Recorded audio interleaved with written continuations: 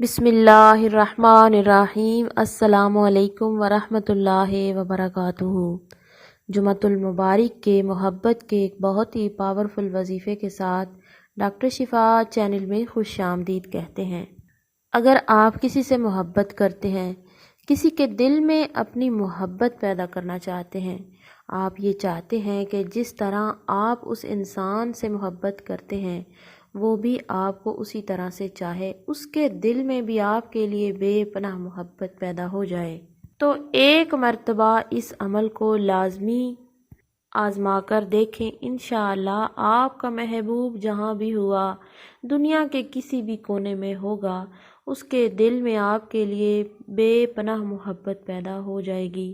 وہ انسان آپ کے لیے پل پل تڑپے گا، آپ کے بنا اس کی زندگی محال ہو جائے گی، آپ کے بغیر جینے کے بارے میں وہ کبھی سوچ بھی نہیں پائے گا۔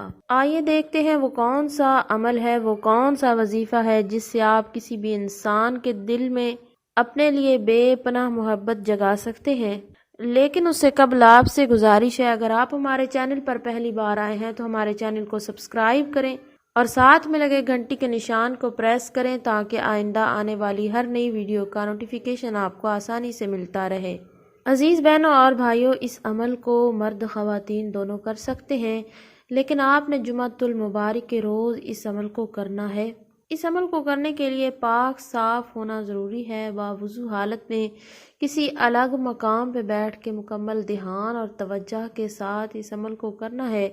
تو آپ نے کرنا کچھ اس طرح سے ہے، سب سے پہلے 7 مرتبہ درود پاک پڑھیں، اس کے بعد 33 بار یا ودود یا ودود یا ودود پڑھیں، پھر آپ نے 3 مرتبہ سورہ الفاتحہ کو پڑھنا ہے۔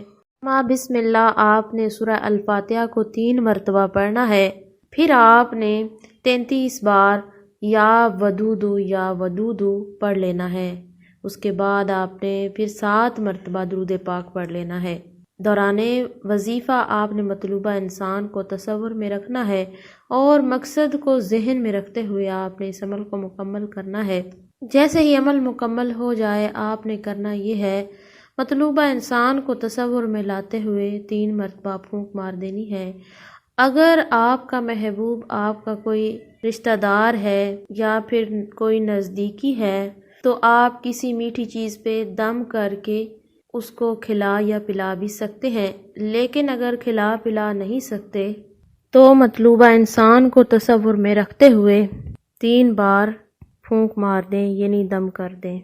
امید کی جاتی ہے کہ آج کا بتایا گیا وظیفہ آپ کو سمجھ میں آ چکا ہوگا۔ اسی کے ساتھ اجازت چاہوں گی۔ اللہ حافظ۔